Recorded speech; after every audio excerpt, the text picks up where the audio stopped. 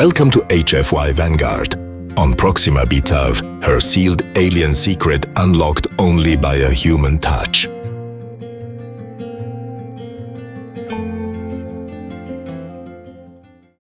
The alien factory on Proxima B12 never truly slept. Its colossal assembly units rumbled with mechanical precision, pistons hissing and gears grinding, as though the building itself was a living creature exhaling steam and swallowing raw ore.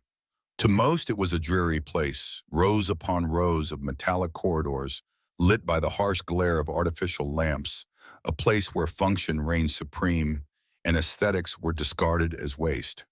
But to Derek Howard, the endless noise and vibration had long become the rhythm of his life, something as familiar as his own heartbeat. He stood by one of the dormant assembly units, now its polished steel surface serving as a makeshift mirror. Running his hand through his unruly dark blonde hair, Derek studied his reflection with a frown. The faint stubble on his jaw, the sweat-stained t-shirt clinging to his lean but muscular frame, and the work pants faded from too many shifts all reminded him of the same conclusion: he didn't exactly radiate professionalism. He gave a short laugh under his breath. Well, Richards dumped this on me. He'll have to live with it. Commander Richards, his supervisor, had vanished on some so-called urgent inspection, leaving Derek with the task of orienting the new employee. It was supposed to be Richards' responsibility, not his, and Derek had muttered more than a few curses when he'd found out. Babysitting recruits wasn't part of his usual workload. He was a technician, after all, one of the best in the facility's xenomechanics division. But Richards, with the typical smugness of an old bureaucrat, had shrugged it off. "Handle it, Howard. You're capable." That had been the end of it. So here he was, grumbling to himself, trying to straighten his shirt in the reflection of cold steel, preparing the dull orientation speech he'd rehearsed a dozen times. He'd intended to get this over with quickly, welcome the new hire, show them around, demonstrate a few safety protocols, and then disappear back into the humming belly of the factory. But fate, as Derek was about to learn, had other plans. The heavy doors at the far end of the hall hissed open with a sound like a serpent exhaling. Derek turned, words already forming on his lips. "Welcome to Proxima B12, where the rocks outnumber the people and the machines work harder than we do." The speech died in his throat. She was standing there, framed by the threshold, and the world seemed to pause. Her skin was unlike anything he had seen before, smooth pale green, with a subtle luminescence that caught the industrial lights and made her seem almost ethereal. A cascade of thick, vibrant orange hair spilled down her shoulders, framing delicate features that combined strength and softness in perfect measure. Her lips were full, slightly parted, as if she were about to speak, but it was her eyes that truly arrested him. Large and luminous, streaked with veins of gold that shimmered when they caught the light, they seemed to look directly through him into the parts of himself he rarely showed anyone. She began, her voice melodic, touched with an accent he couldn't place. "Hello. I was told to report to Commander Richards." Her voice struck him like music, gentle lilting each word, carrying the weight of a practiced calm. Derek cleared his throat, realizing belatedly that he had been staring far too long. "He's unavailable." Derek managed, his voice rougher than he intended. "I'm Derek Howard, lead technician. I'll be showing you around today." Her eyes flickered over him, assessing, curious. She wore the standard issue Proxima technician's uniform, but on her it looked anything but standard. The semi-transparent fabric clung to her slender figure, revealing just enough to tease the imagination, every curve accentuated with a kind of unconscious elegance. Derek forced his gaze upward, fixing his attention on her face. He could already feel the warmth rising in his chest, a mix of embarrassment and something far less professional. "Oh, that's fine," she said with a small smile, and Derek swore the factory lights brightened when her lips curved like that. "I've heard human technicians are quite skilled." The tone was playful, maybe even flirtatious. Derek blinked, unsure whether he was imagining it. "We manage," he replied with a grin that came more naturally than he expected. "And you are?" Mila Tarren of Elysium Prime. She supplied a little tilt of her chin, adding confidence to the introduction. "Though I've been studying on various stations for the past few cycles." "Elysium Prime," Derek repeated, whistling softly. Well, welcome to the ass end of the galaxy. Not much to see here except rocks. More rocks and this fine factory. Mila's golden-streaked eyes crinkled with amusement as she stepped into the hall, moving with a grace that seemed at odds with the clunky boots of her uniform. Derek turned, gesturing for her to follow, and they began walking between the towering rows of robotic assemblers. As he spoke, giving her the standard tour, explaining the cooling systems, the safety overrides, the production quotas, he found his words flowing more easily than usual. Mila listened attentively, asking thoughtful questions, and every time she laughed at one of his sarcastic remarks, Derek felt a little spark of pride.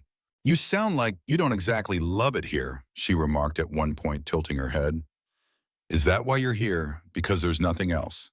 Derek chuckled, rubbing the back of his neck. "Nah, I'm here because the pay's good and the company doesn't ask too many questions about my background." Her curiosity sharpened, golden eyes gleaming. "And what background might that be?" "Let's just say Earth and I had a falling out." He winked and she smiled, though there was a flicker of sympathy in her expression that he didn't expect. As the artificial lights dimmed to simulate evening, Derek found himself reluctant to end the tour. He leaned casually against a workstation, watching her as she surveyed the endless lines of machinery. There was something in the way she moved, graceful, yes, but with a subtle hesitation, as though she were always weighing the space around her, preparing for the unexpected. It fascinated him. So he said at last, surprising even himself with his boldness, "Have you tried the local food yet?" Mila shook her head, strands of orange hair catching the dim light. "No, my quarters are still bare. I only arrived yesterday." "There's a street vendor in the colony center," Derek offered. "Fusion dumplings, part Earth cuisine, part Leon. Best thing you'll find in this rock pile. Want to grab some? Consider it part of your orientation." For a moment he feared he'd pushed too far. Her lips parted, her gaze searching his, and silence stretched between them. Then she smiled, bright, warm, like a star igniting, and nodded. "I'd like that very much." They left the factory side by side, the metallic tang of the colony's air sharp in Derek's lungs. Bioluminescent lamps lined the streets, casting glows of blue and purple on the metallic structures, turning the barren colony into something almost magical. Their hands brushed occasionally as they walked, sending small jolts through Derek's chest. The conversation flowed easily, laughter punctuating the cool night air, and Derek realized with a start that his world, once confined to steel and monotony, had suddenly become much larger. He stole another glance at Mila, her golden-flecked eyes reflecting the glow of the lamps, and thought, this is going to change everything. The colony center at night was a different world compared to the factory. Gone were the endless rows of humming machinery and sterile corridors. Here the streets were alive with color and sound. Vendors called out in a dozen different languages, their stalls illuminated by neon signs and glowing holograms. The air was thick with the mingled aromas of alien spices and familiar earth seasonings, an intoxicating blend that seemed to carry stories from across the stars. Derek had walked these streets countless times, but tonight, walking beside Mila, everything felt new. The dumpling vendor was exactly where Derek had promised, an aging human with cybernetic eyes and an easy grin, manning a stall that smelled of sizzling oil and savory fillings. He greeted Derek like an old friend, then turned his mechanical gaze toward Mila, momentarily taken aback by her striking appearance. "New recruit, eh?" he said, offering her a respectful nod. "Welcome to Proxima. Try the dumplings best on this side of the galaxy." Mila accepted the paper tray Derek handed her, her slender fingers brushing his as she took it. The touch lingered, and though it lasted only an instant, Derek felt the warmth ripple up his arm like static. He forced a grin, lifting his own dumpling to his mouth. Careful, he warned. Hot. Her golden-flecked eyes studied him for a beat longer than necessary, then she took a bite. The moment her lips parted, Derek's brain stuttered, replaying it in dangerous detail. She chewed thoughtfully, then her face lit up in genuine delight. "This is incredible," she said, her voice colored with surprise. "The flavors, they shouldn't work together, but somehow they do." "Like me and this colony," Derek joked. "A little chaotic but functional." Mila laughed the sound musical, and Derek decided it was a sound he wouldn't mind hearing for the rest of his life. They walked together through the glowing streets, sharing dumplings, trading stories. She told him of Elysium Prime mountains that shimmered with crystalline veins, deserts that stretched Farther than the eye could see, Derek countered with tales of Earth's oceans sprawling and endless, a world of water that made Mila's eyes widen in longing. The way she listened, rapt, curious, full of wonder, made Derek feel like his words carried weight, as though he were more than just a jaded technician scraping out a living in the backwaters of the galaxy. By the time they reached the quieter residential sector, the conversation had flowed so easily that Derek hardly realized how close they drifted. Their shoulders brushed now and then, neither pulling away. The artificial night cycle lamps cast a softer glow here, bathing the streets in a subdued amber light that seemed designed for romance. Mila stopped outside the building that housed her quarters, turning toward him with a shy but genuine smile. "This has been unexpected," she admitted, her voice softer now. "I was nervous about my first day, but you've made it enjoyable." "Just doing my job," Derek said lightly, though his chest warmed at her words. "Keeping new recruits happy." Her smile widened, teasing now. "Is this how you welcome all the new employees?" Derek hesitated, then smirked. "Only the exceptionally beautiful ones." Her pale green skin darkened in a way he quickly realized was a blush. The sight sent a thrill through him. He'd made her blush. That emboldened him enough to take a small step closer. "My place isn't far," he said, then quickly added, "if you'd like to continue the evening." "Just drinks. No pressure." Her posture stiffened at once, golden eyes flickering with something close to panic. Derek's heart sank. Idiot, too fast. He raised his hands slightly, palms out. "Just drinks," he repeated, backpedaling. "Conversation. I promise." Mila looked down, her orange hair falling forward like a curtain. When she spoke, her voice was quiet, fragile. "It's not that I don't want to. It's just, there's something you should know." Derek swallowed, sensing the gravity of the moment. "I'm listening." For a long moment, she said nothing. Then in a voice barely above a whisper, she confessed, "My species. We are born with a physiological difference. Our reproductive organ is sealed hermetically. No one has ever opened mine. Even males of my own species, they couldn't." The words hung in the air, heavy with shame. She lifted her gaze to meet his eyes, glimmering with both embarrassment and resignation, as though bracing for rejection. Derek blinked, processing, then exhaled slowly. "That doesn't have to be a problem," he said gently. "And even if nothing happens, we can still enjoy each other's company." Her lips parted in surprise, golden eyes softening with relief. "You're not disappointed." Disappointed, Derek smiled, reaching out to take her hand. "I've learned the best things in life are the unexpected ones. Besides," he winked, "I've been told I'm pretty good with my hands." Her laughter rang out, bright and genuine, echoing in the quiet street. The tension dissolved like mist under sunlight. "I think I'm going to enjoy working with you, Derek Howard," she said. "The pleasure's all mine," he replied, and this time the grin felt completely natural. They ended up at his apartment anyway. Derek's quarters were modest, almost Spartan concrete walls, exposed metal fixtures, the kind of place where practicality left little room for charm.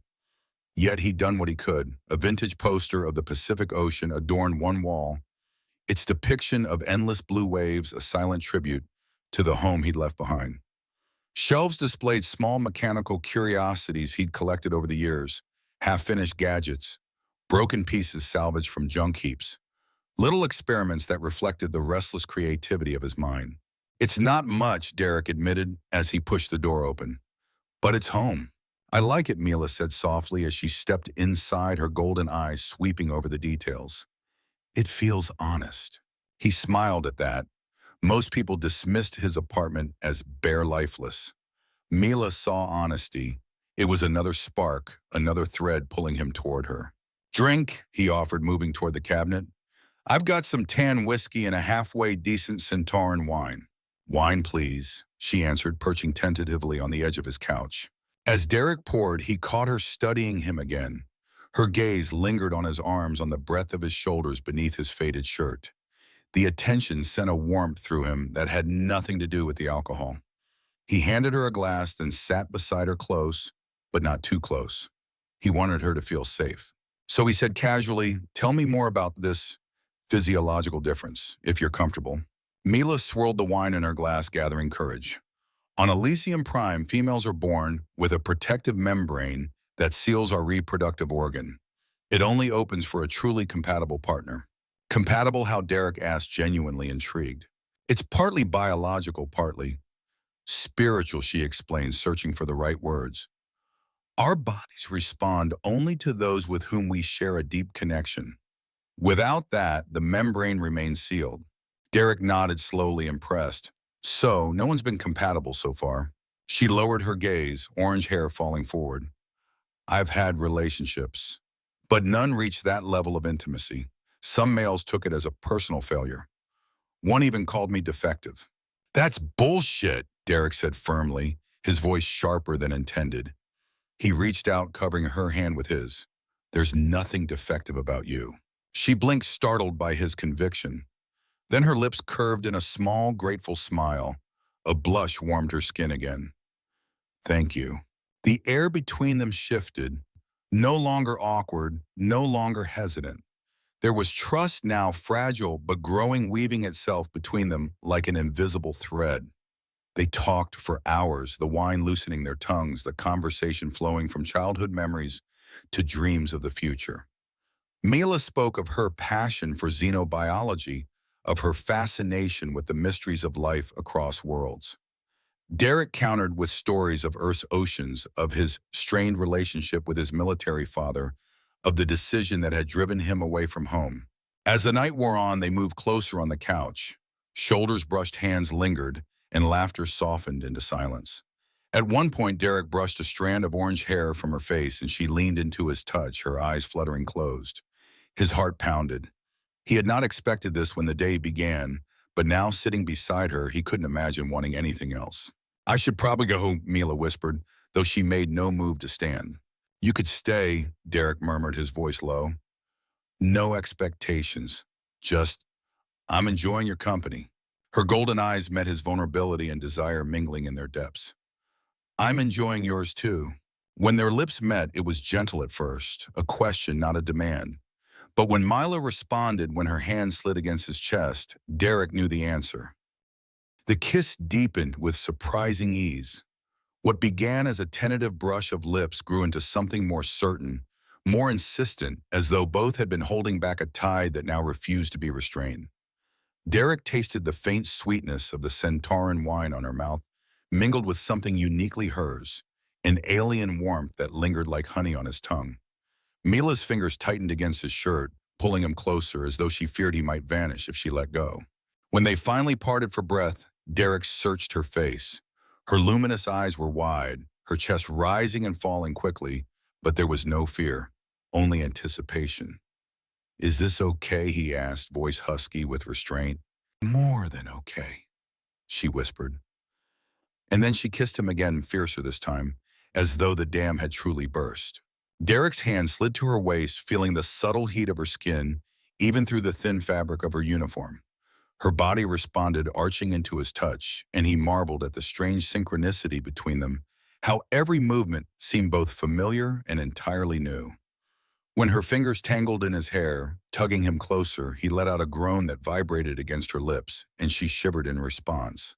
They stumbled toward his bedroom, guided less by intent than by instinct, their lips never straying far from each other. By the time they reached the threshold, Mila hesitated, standing rigid for the first time that night. Derek immediately loosened his hold, stepping back slightly, though every fiber of him screamed against it. We don't have to do this, he said, voice gentle. Not unless you want to. Mila's golden eyes flickered with uncertainty.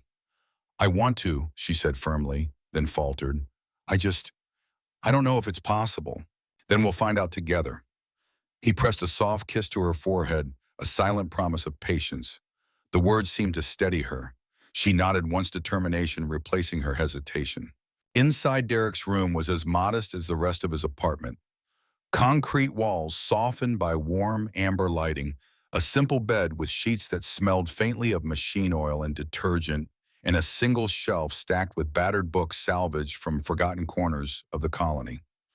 It wasn't romantic by design, but in that moment, with Mila standing there, framed by the soft glow, it felt like the most intimate place in the universe. She stood nervously at the edge of the bed, her orange hair cascading over her shoulders like flame. Derek approached slowly, giving her time to stop him if she wished. When he placed his hands lightly on her waist, she leaned into his touch with a small sigh. The sound, vulnerable and unguarded, unraveled something in him. I've never, she began, her voice unsteady. No one has ever. Derek silenced her gently with a kiss. Neither of us needs to be perfect, he murmured, just honest. Piece by piece, layers of fabric fell away, discarded onto the floor. Derek took his time, treating every inch of revealed skin as though it were sacred. Mila's pale green complexion seemed to glow faintly in the dim light, as if lit from within. She trembled beneath his touch, not from fear, but from the intensity of sensation. Derek's fingers traced the delicate patterns along her shoulders, lips, following slowly, reverently. Each gasp and soft moan from her lips was an affirmation, proof that he was not just exploring her body, but earning her trust. When she finally lay back against his sheets, her orange hair fanned across the pillow like liquid fire, Derek paused. She looked vulnerable, yes, but also radiant, an image etched into his mind with startling clarity. Her eyes never left his, wide and shining, silently asking and daring at the same time. Are you sure, he asked one last time. I've never been more sure of anything, she whispered. What followed was not rushed or clumsy, but deliberate, patient exploration. Where others had met a barrier, Derek discovered not resistance, but a kind of response, a subtle shift, a yielding that seemed to defy the impossibility she had described. Mila's eyes widened in shock as instinct met biology, as something that had been sealed all her life began to recognize him. Her fingers dug into his shoulders, gasping his name, as though it were the only word she knew. Derek, she cried, the sound breaking between awe and disbelief. Shh, he murmured against her neck. Just feel. Don't think, just feel. And she did. The connection between them surged beyond the physical, something deeper and far older than either could explain. Mila trembled beneath him, her body arching in surrender as though centuries of genetic safeguards had been undone in a single moment. Derek held her close, anchoring her through the storm, his own heart pounding with the realization that they were crossing a line no one had dared to cross before. The world beyond his apartment, factories, politics, even the stars themselves faded into nothingness. There was only this, only them. When Mila finally cried out, her body taut and shuddering, Derek felt as though they had unlocked not just her physiology, but some hidden truth about existence itself. It wasn't conquest, wasn't dominance. It was discovery, two beings finding a resonance they hadn't known was possible. Afterwards, silence filled the room, broken only by the sound of their ragged breathing. Mila lay draped across his chest, her hair damp with sweat, her skin shimmering faintly in the dim light, as though her body retained some of the energy of their union. Derek traced idle patterns on her shoulder, marveling at how her luminescent complexion seemed even brighter now, as though some barrier had been lifted not just physically but spiritually. So he teased gently, his voice hoarse but soft, not defective after all. Mila laughed, breathless and disbelieving, the sound vibrating against his chest. Apparently not. She propped herself up slightly, her golden-streaked eyes serious now, cutting through the haze of passion. Derek, what happened between us, it's not just physical. On my world, this means something. He brushed a strand of fiery hair from her face, tucking it behind her ear. It means something to me, too. I don't know what exactly, but I want to find out. Her smile was small but full of relief, as though a weight had lifted. Good, she whispered, settling back against him. They drifted towards sleep in each other's arms, the hum of the colony faint in the background. Derek's last conscious thought was that his life, once defined by monotony and exile, had just become infinitely more complicated and infinitely more precious. The blare of his alarm jolted him awake hours later. Euro 500 early shift. He groaned, reaching to silence the noise. Beside him, Mila stirred, blinking groggily, her hair spilling across the pillow like a halo of fire. The sight made him smile before his exhaustion could catch up. Morning, he murmured, pressing a kiss to her bare shoulder. Her eyes fluttered open, golden streaks catching the dim light. Is it time already? Unfortunately, he admitted, stretching until his joints popped. He caught her watching him, her gaze lingering on his chest and the arms in a way that made him grin. Like what you see? Her skin darkened in another blush, though she didn't deny it. Instead, she sat up the sheet, slipping down to reveal her pale green skin glowing faintly in the pre-dawn light. I should return to my quarters to change, she said softly. Or Derek suggested with a mischievous grin, you could borrow something of mine, and we could grab breakfast together before heading in. The smile that spread across her face was answer enough. 20 minutes later, they were walking toward the factory again. Mila, dressed in one of his oversized shirts, knotted at the waist, her uniform from the day before bundled under her arm. The colony was just waking up artificial dawn, painting the streets with long shadows. Their hands intertwined naturally, neither caring who might see. About last night, Mila began, her voice tentative. On my world, what happened between us is significant. The seal it's meant to ensure we bond only with a true genetic match. The fact that you, a human, were able to break the seal, Derek finished for her, squeezing her hand. Yeah, that's unprecedented. She nodded, her blush deepening. If my people knew, they would see it as a threat to our purity, to everything they believe keeps us strong. Derek stopped walking, turning her gently to face him. Then let them believe what they want. What matters is how you feel, how we feel. Mila looked into his eyes, her expression softening into something almost fragile. What I feel, she admitted, is that in one night you've made me question everything I thought I knew. Derek's chest tightened, his own feelings mirroring hers. I feel it too, he said simply. They kissed again beneath the pale light of the artificial dawn, unaware that the next alarm they heard would not be from his bedside clock, but from the factory itself, an alarm that would shatter this fragile new beginning and thrust them into the storm of sabotage, betrayal, and survival. The first sign that something was wrong came not with sound, but with light. As Derek and Mila neared the factory, the pre-dawn calm of the colony was torn apart by the sudden pulse of red emergency lights flashing across the metallic skyline. A shrill alarm wailed, echoing through the streets like a scream. Workers of every species spilled out of the residential sector, some rushing toward the factory, others running in the opposite direction. What's happening? Mila asked, her voice sharp with concern. Derek's stomach clenched.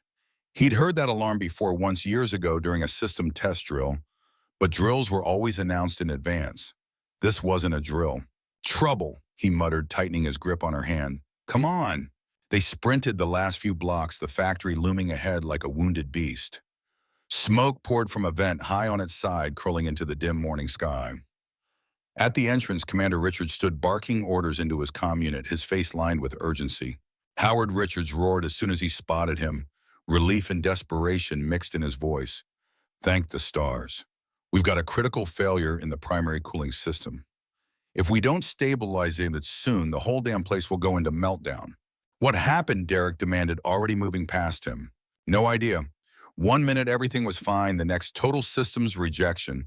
Override commands don't work. Derek's mind raced. That shouldn't be possible. Not unless... He stopped short, his eyes narrowing. Unless someone did this on purpose. Richard shot him a look, but didn't argue. He turned to Mila instead. Torren, right? You're with Xenotech. Yes, sir, Mila answered crisply, falling easily into a professional cadence. Good. You're going with Howard. Your species can tolerate higher radiation levels than humans. That might come in handy. Derek opened his mouth to protest, but Mila cut him off with a firm nod. Understood. They plunged into the heart of the factory together. The alarms grew louder inside, the air thick with acrid smoke and the tang of overheated metal.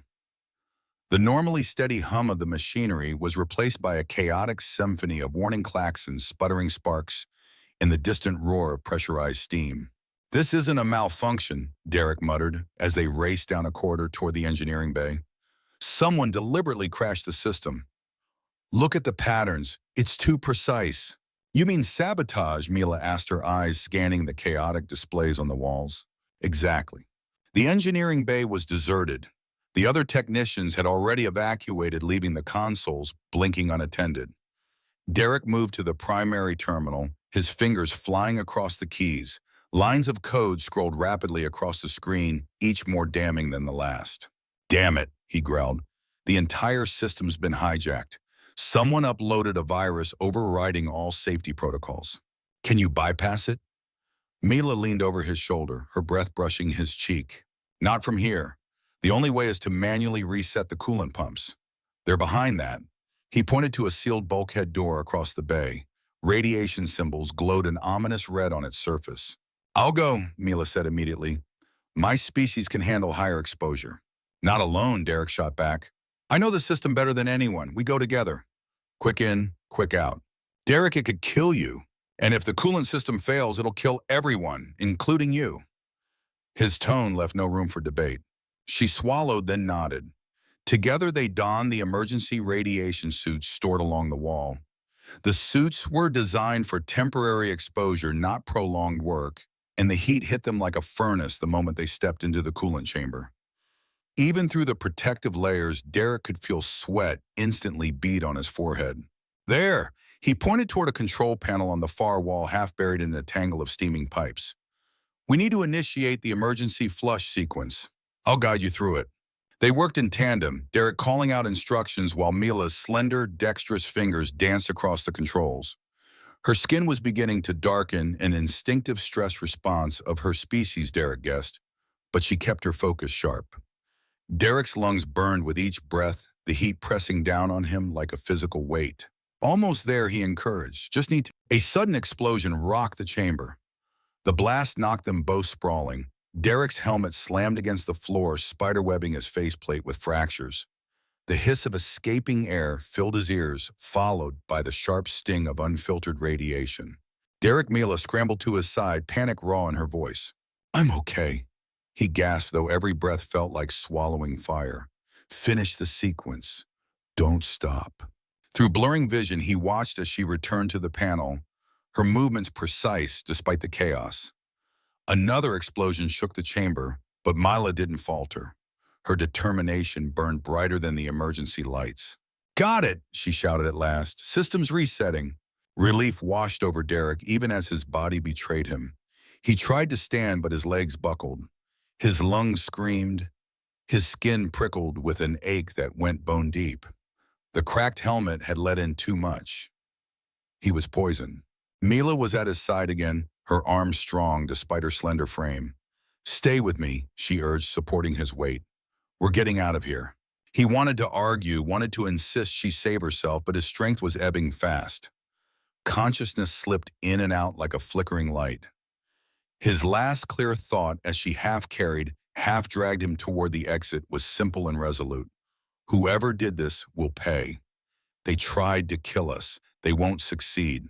The medical bay was a blur of bright lights and frantic voices.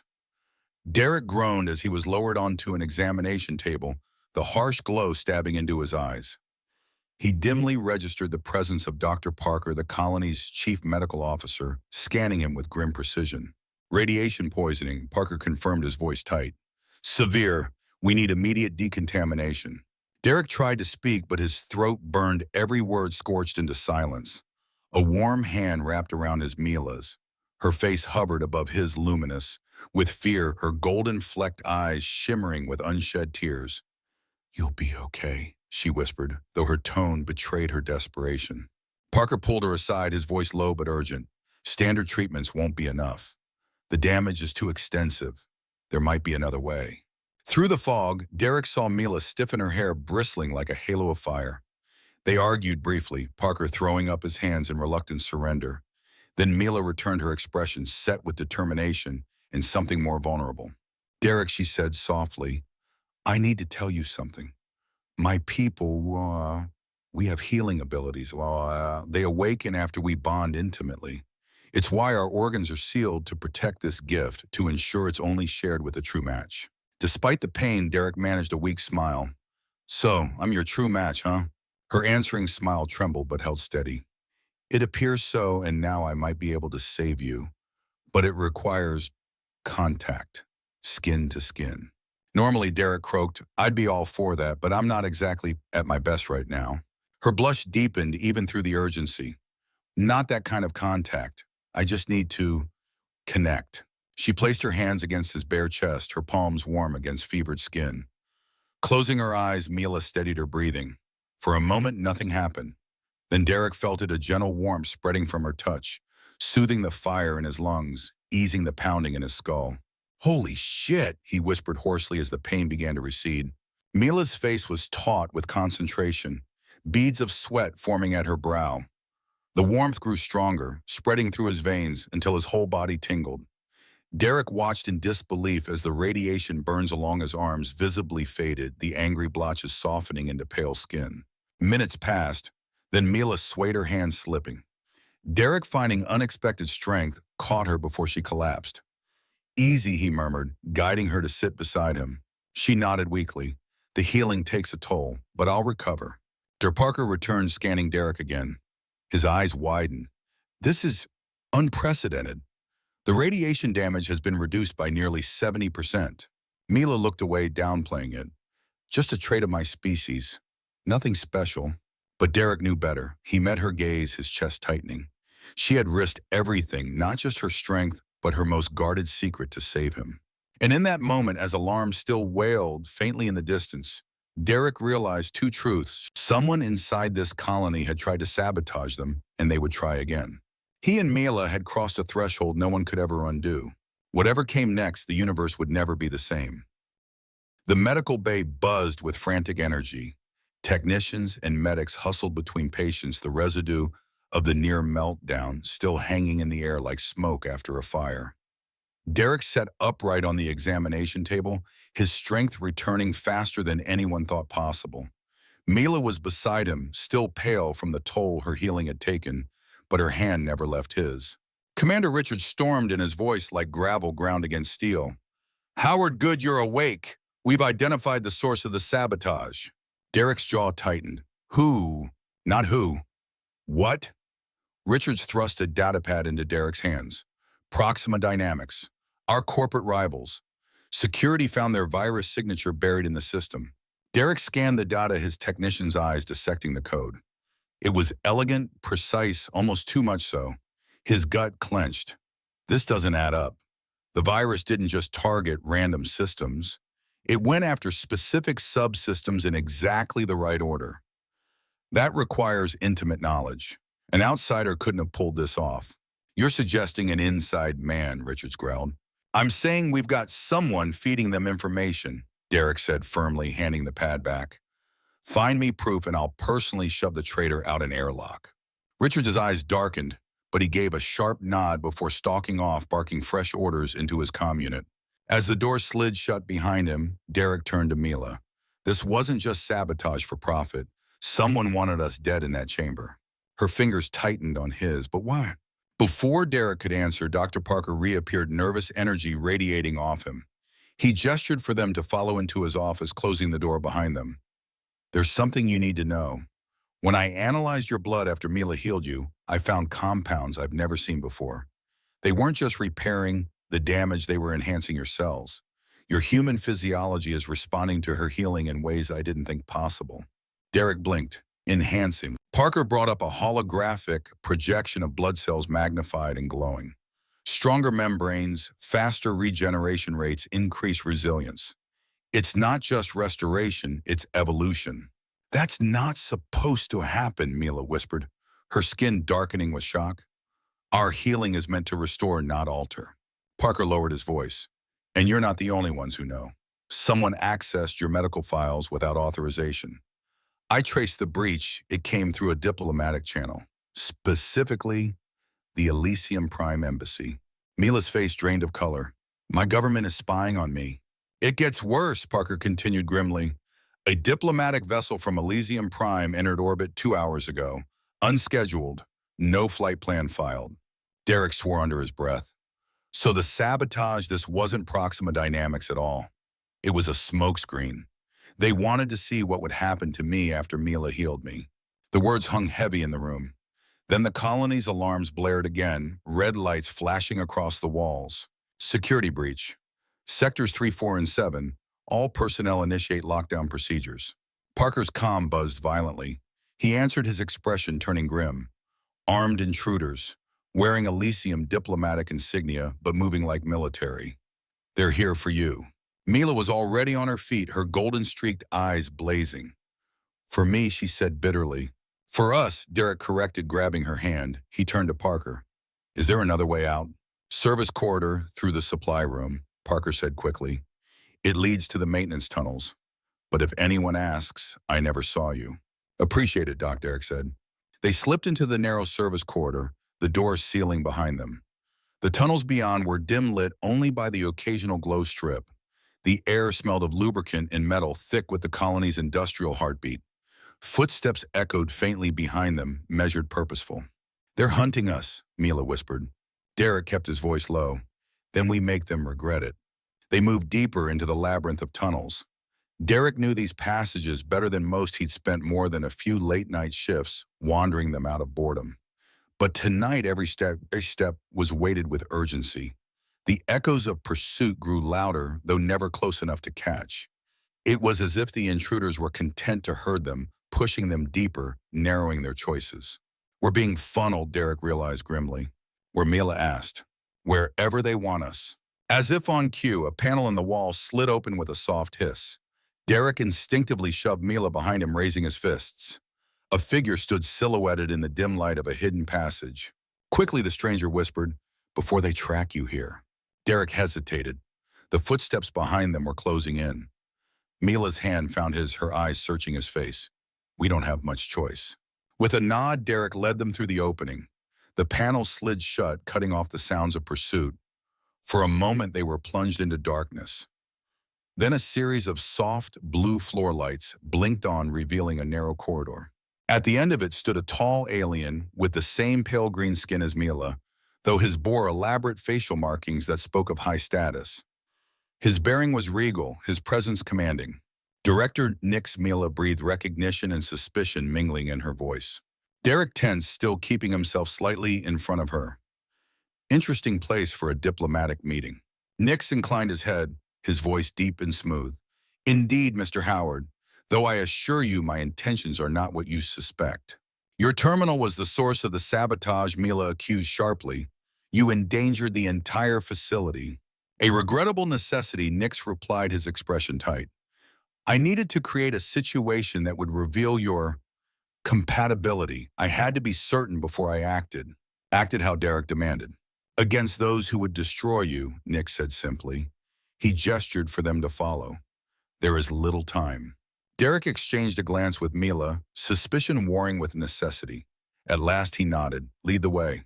They followed Nix through the passage, which opened into a hidden chamber filled with security feeds from across the colony. On the screens, armed Elysian soldiers moved methodically sector by sector. "The Purity faction," Nix explained grimly. "Extremists within our government. They believe that contact with other species, particularly humans, corrupts our genetic legacy. They know of your bond, and they fear it." Derek folded his arms, jaw clenched. "So what, you were one of them?" "I was," Nix admitted, his markings catching the light. "Until I saw the data, human and Elysian compatibility is not corruption. It is enhancement." Mila stared at him, her breath catching. "You've seen projections?" "Yes," Nix said, activating a holographic display. Genetic sequences spun in the air, glowing strands weaving together. "This is the potential of your union. Enhanced strength, amplified healing, intelligence magnified, a blending greater than the sum of its parts." Derek felt heat rise to his face, "And you know this because—" "When Mila healed you, biochemical markers revealed themselves," Nix said calmly. "Indicators that can only exist after true intimacy. Those markers allowed us to model potential offspring, and the results were extraordinary." Mila's skin flushed darker with embarrassment. "You analyzed that?" "It was unavoidable," Nix said with a hint of regret, "and it revealed the truth. The purists are terrified. If word spreads that humans and Elysians can bond, their argument for isolation collapses. Their only option is to eliminate you both." "And their fleet?" Derek asked. "Already inbound," Nix confirmed grimly. "The attack begins here unless we expose them first." Silence settled over the chamber as the weight of his words pressed down. Derek looked at Mila, her golden-flecked eyes wide with fear and trust. His hand found hers, squeezing tightly. "Well," Derek said at last, a fierce light in his gaze, "then we expose them, and we make damn sure they regret ever trying to come after us." The hidden chamber hummed with tension. Rows of monitors displayed the purest soldiers combing through the facility, their pale green armor glinting under harsh lights. Derek studied the feeds with narrowed eyes, committing their patrol routes to memory. Mila stood beside him, her arms wrapped around herself as though bracing against a cold only she could feel. Nix, tall and solemn, manipulated the console with fluid precision, switching between views of the factory, the colony in orbit above. The data was damning. A fleet of Elysian warships loomed at the edge of the system, their drives burning bright against the star field. Their formation was disciplined, precise. They weren't here for diplomacy. They were here for war. "They'll hit the colony first," Nix said grimly. "Claim it was human aggression that forced their hand. Once that fiction spreads, the rest of your settlements will follow." Derek clenched his fists. "Then we don't let the fiction spread. We show them the truth before they can bury it." Nix turned, his eyes narrowing. "And how do you propose we do that, human?" Derek grinned, though it didn't quite reach his eyes. "By cheating." He explained quickly how the environmental controls could be manipulated to disorient the purest soldiers. Elysians were particularly sensitive to nitrogen fluctuations. Even a modest increase would leave them reeling. Humans, on the other hand, could endure it.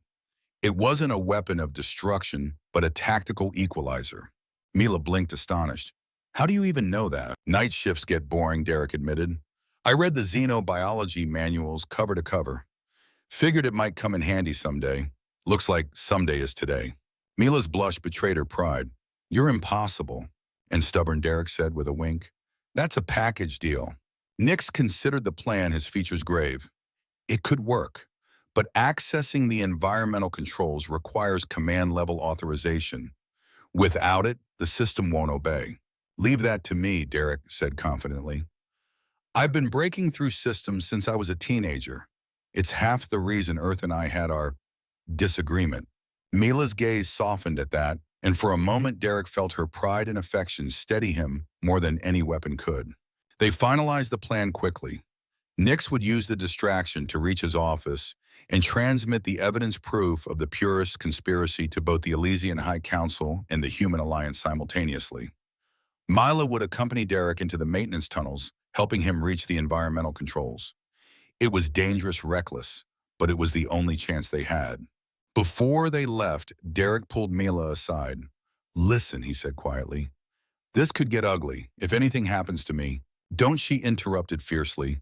She gripped his shirt, pulling him down into a kiss that was less gentle and more a vow. When she pulled away, her eyes blazed. "Nothing will happen to you. We've come too far for that." The fire in her gaze burned into him, igniting something primal. "When this is over," Derek whispered, his forehead pressed to hers, "I'm taking you to Earth. I promised you oceans. I keep my promises." Mila's smile trembled but held steady. "Then I'll hold you to it." The tunnels were a maze of steel and shadow. Derek led the way, his steps silent, despite the pounding of his heart. Mila followed close, her golden-flecked eyes scanning every corner. The faint hum of machinery vibrated underfoot, the colony's lifeblood thrumming through its arteries. They reached the junction near the environmental controls. Derek knelt by the access panel, tools already in hand. "Keep watch," he murmured. Mila nodded, drawing a slim-bladed tool of her own, a piece of xenotech she'd carried since her training days. Its edge shimmered, faintly lethal in silence. Derek pried open the panel, exposing a nest of wires and circuits. His hands moved quickly, muscle memory guiding him through layers of security. Sweat beaded his forehead, but his focus was absolute. The system resisted firewalls, biting back like snapping jaws, but Derek had been dancing with machines his entire life. He was relentless. Finally, the screen blinked to life. Environmental controls unlocked. He adjusted the nitrogen flow with careful precision, targeting the administrative sector where the purest troops were concentrated. "Almost there," he muttered. Mila's comm crackled. Nix's voice came through, urgent but steady. "Diversion in place. I am moving toward my office now." "Tell him he's got 3 minutes," Derek said, his fingers flying. "Purists will start feeling the effects by then." "Understood," Mila replied. Then softer to Derek, "Be careful."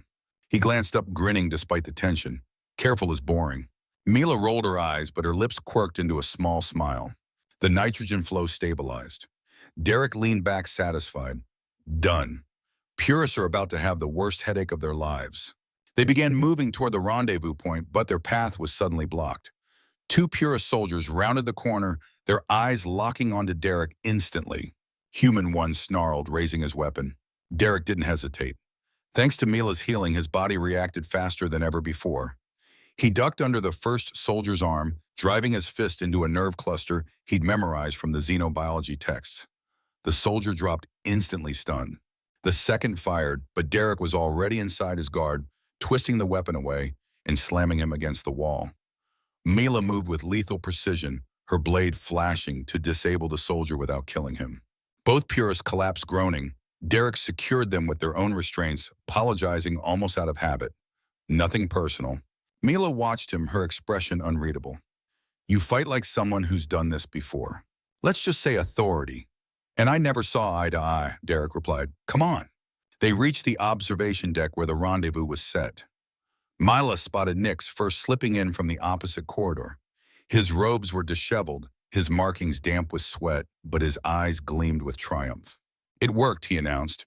The evidence has been transmitted to both councils. The purists cannot hide their crimes now. Relief surged through Derek, but it was short-lived. Mila's golden eyes flicked to the monitors. Their fleet is still approaching, she said tensely. Nix's expression darkened. They may ignore the council's orders. Commander Thax is fanatical. As if summoned, the facility's comms activated. A stern Elysian face filled every screen, cold eyes jaw rigid with zealotry. This is a Commander Thax of the purest fleet, the voice boomed. Attention Proxima B12. Surrender the human Derek Howard and the traitor Mila Tarren, or face immediate destruction. You have 5 minutes to comply. The room went still. Derek exchanged a glance with Mila, her hand instinctively finding his. So much for diplomacy, Derek muttered. They're desperate, Nix said grimly. If they kill you both before reinforcements arrive, they can claim the evidence was fabricated. Then we don't give them that chance, Derek said. He turned toward the communication officer, who was already shaking his head. Don't even ask, the officer said. The transmitter is only for official use. Nix stepped forward, his voice steel. Authorize it. Reluctantly, the officer complied. The transmitter powered up, bathing the room in a cold blue light. Derek stood before the camera, Mila at his side. He took a deep breath as the countdown began. Broadcasting in 3, 2, 1. This is Derek Howard, he began, a voice firm despite the weight pressing on his chest. Human technician at Proxima B12. I am addressing both the approaching purist fleet and all allied forces. The claims made by Commander Thax are lies. There has been no human aggression. What the purists truly fear is this. He reached for Mila's hand, intertwining their fingers. She stepped forward, her luminous eyes unwavering. My name is Mila Tarren, she said clearly. I am proof that Elysian physiology responds to compatibility beyond our species. The seal that bound my people for generations was opened by a human. That is not corruption, it is evolution. Derek continued, his voice rising with conviction. We are transmitting medical data that proves human Elysian unions enhance abilities rather than dilute them. The purist propaganda is a lie designed to preserve their control through fear. The comms room was silent, every ear tuned to their words. On another monitor, the purist fleet wavered, their formation uncertain. To Commander Thax, Derek finished, his voice like iron. Your deception is exposed. Stand down now or face the united response of both our peoples. The broadcast cut. The silence that followed was unbearable. Then the communication officer reported, voice trembling. The purist fleet is breaking formation. They're retreating. Cheers erupted around them. Derek turned to Mila, pulling her into his arms.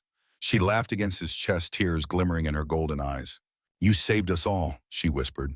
He kissed her fiercely, every ounce of relief pouring into the gesture. No, he corrected softly. We saved them.